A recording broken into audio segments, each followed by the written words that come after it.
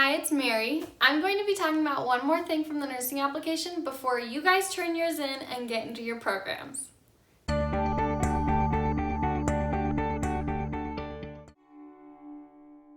Today we're talking about the ATI TEAS exam. So ATI is a company or website that helps nursing students pass the NCLEX. So in my nursing school, each class I take also has an ATI curriculum, and we take ATI proctored exams to get us ready for taking the NCLEX at the end of our program.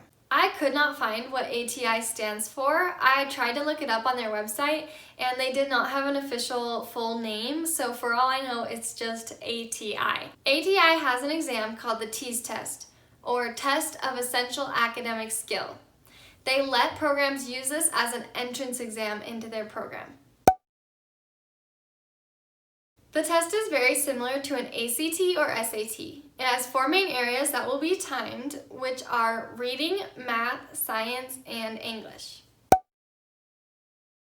To register for this exam, you'll go onto atitesting.com, you'll make an account, and you'll want to remember your username and password because not only will you use it to log into the exam, but you'll also probably be using ATI within the nursing program that you are about to get into. So you'll want to keep that handy. After you've made an account, you'll go to the online store, and on the left-hand side of the page, it'll say registered for TEAS. And I haven't done this in about 1.5 years, but I'm assuming you'll put in your contact information, you'll choose the location you want to take your exam, you'll pay the $70 fee to take it, and you'll choose which schools you want your scores sent to. And you'll definitely want to fill that in because if you don't have your scores sent, you have to pay like $30 for a transcript. My school provided scratch paper and pencils for us, so you won't have to bring anything except your government issue ID, so your driver's license or passport, and your login information to get onto the ATI website. When you get to the exam location, you'll put your backpacks or any personal items against the wall in the front, and you'll go sit down in front of a computer. They'll give you the scratch paper and pen and pencil, and you'll wait for the proctor to let you in. Like I said, the test has 4 sections, and each one has a different amount of questions and a different amount of time that you get to take them. So I'll just tell you, the reading section has 53 questions and you have 64 minutes to take it. The math section has 36 questions and you have 54 minutes to take it. The science section has 53 questions and you get 63 minutes to take it. And the English or writing conventions section has 28 questions and you have 28 minutes. They are 4 option multiple choice questions, and you do get to go back to review questions. You just can't click on a specific numbered question that you want to go back to. You have to keep clicking back until you get to the question. So my advice is to keep track of the questions you want to go back to on your scratch paper. In total, you'll have 209 minutes to finish all of the questions, but that doesn't mean you're going to be at the testing center for almost 3.5 hours. You can answer the questions as fast as you want, and once you're done with the section, you get to move on without waiting for anyone else. Everyone starts the test at the same time, but once you're done with the section, you can move on to the next and move on to the next, and so once you're done with all of them, you get to leave. There are no designated break times either, so once you're done with the section, you'll just go to the bathroom and take your own break and come back in and start whenever you're ready. I don't remember feeling too rushed on my exam. I was worried about the reading section because I don't read that fast, but I remember being able to flag questions and having time to go back to them at the end of my section time. And I only took 2 hours and 15 minutes to take the exam my first time, and then the second time I took it, I cut down a half hour and took it in 1 hour and 45 minutes. What score do I need to get on this test? That's going to depend on your university.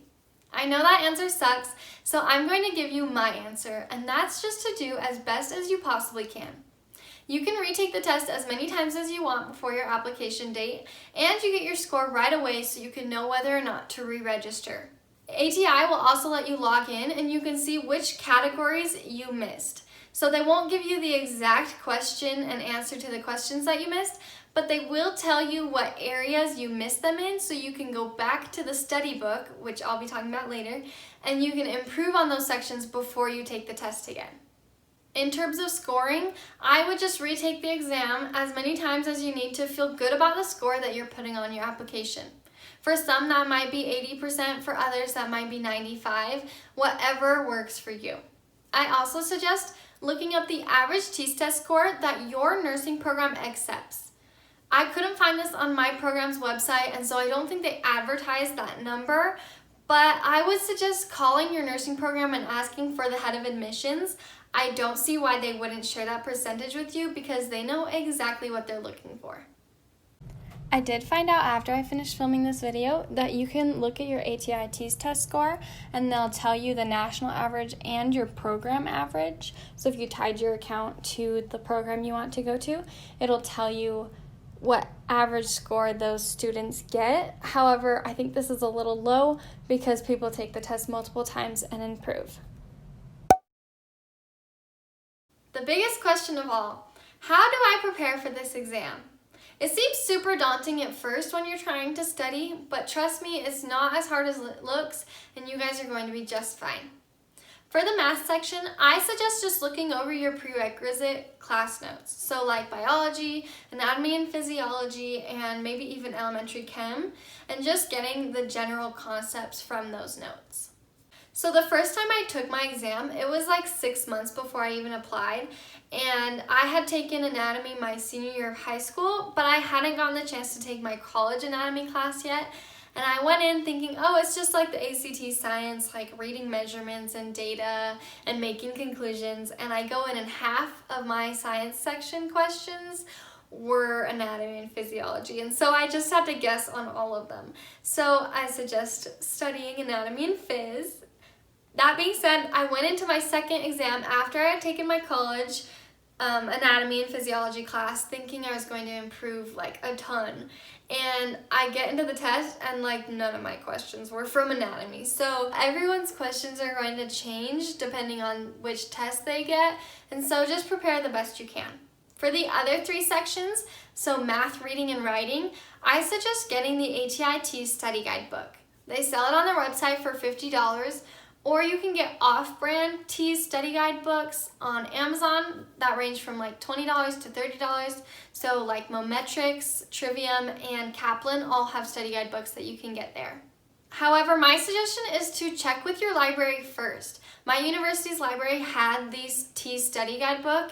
It wasn't like the newest edition or anything, but I was able to check it out for free and study for a couple weeks before the test. And that way I wasn't out any money because I was already spending $70 to take the exam.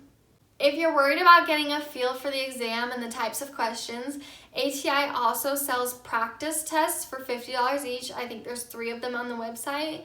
And then they also sell these study guide packages that range from like $90 to $250.